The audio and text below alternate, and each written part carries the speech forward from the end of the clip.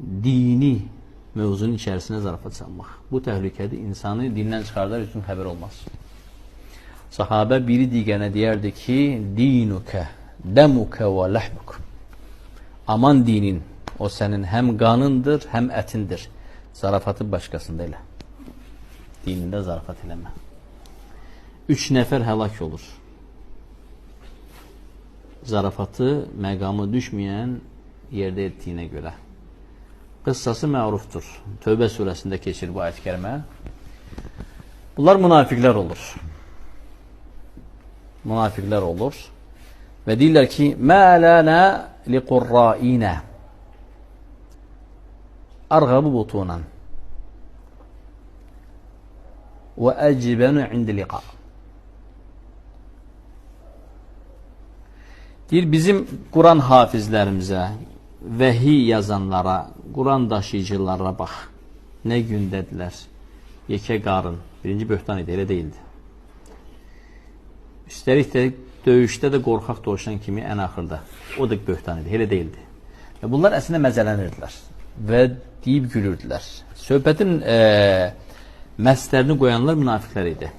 Məqsəd də Allahın ayətlərini daşıyan insanların heybətini salmaqla Allahın dinə sataşmaq idi. Sahabə bunu hiss eləyir. Dərhal həmin məclisdən qalxır və deyir ki, and olsun Allaha sən münafiqsən. Üzünə bir başa. Və deyir ki, and olsun Allaha qeyb Allah Rasuluna sənə şikayət edəcəm. Səndən şikayət edəcəm. Sallallahu aleyhi ve sellem. Və həmin məclisdə başqa birisi də oturur, o bu söhbəti eləməmişdi. Amma onlar danışanda o da güldü.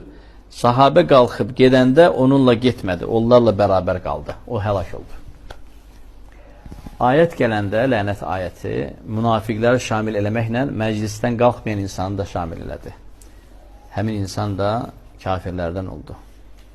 Bu məxsus əhkamlardır. Quran nazil olanda olur o. Həmişə olmur. Və həmin insan gəldi və Allah Nəbisi sallallahu aleyhi ve sellemin dəvəsinin yəhərindən, ipindən yapışıb hönkür-hönkür ağlayırdı. Dedi, ya Resulallah, innəmə künnə nəxudu və nəl'ab.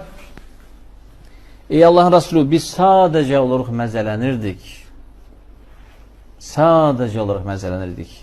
Və Allah Nəbisi sallallahu aleyhi ve sellem artıq geçdi, ayətlər nazil olub. Həmin ayətin dili ilə danışırdı. Qul əbillahi və ayatihi və rasulihi kuntum təstəhziyun. La ta'tediru, qad kəfərtum ba'di imanikum.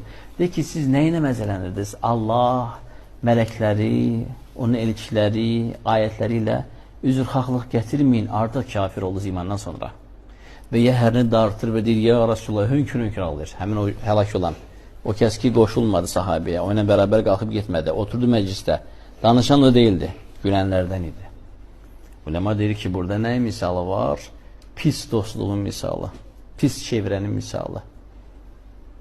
Bəla gələndə əhatə edə bilər.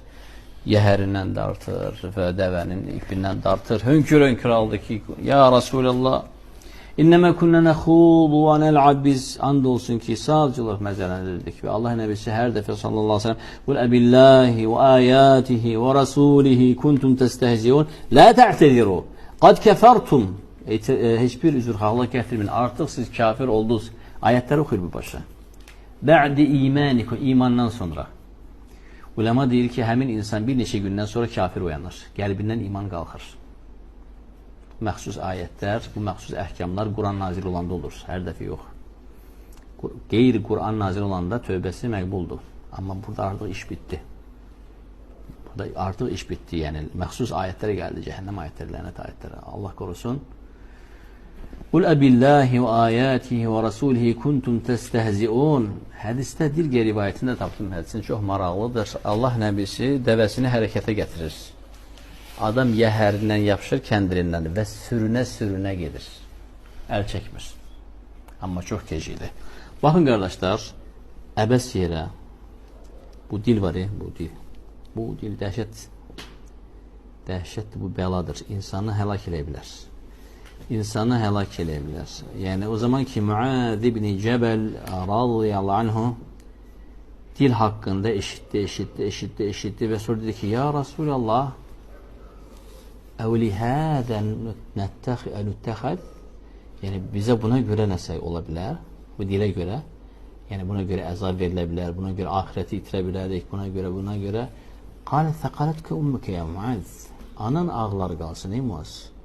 Meğer insanları qiyamət günü elə üzü üstə, yerdə, ayaqları göydə, cəhənnəmə sürükləyən, elə dillərinin əkdikləri, becərdikləri değil mi?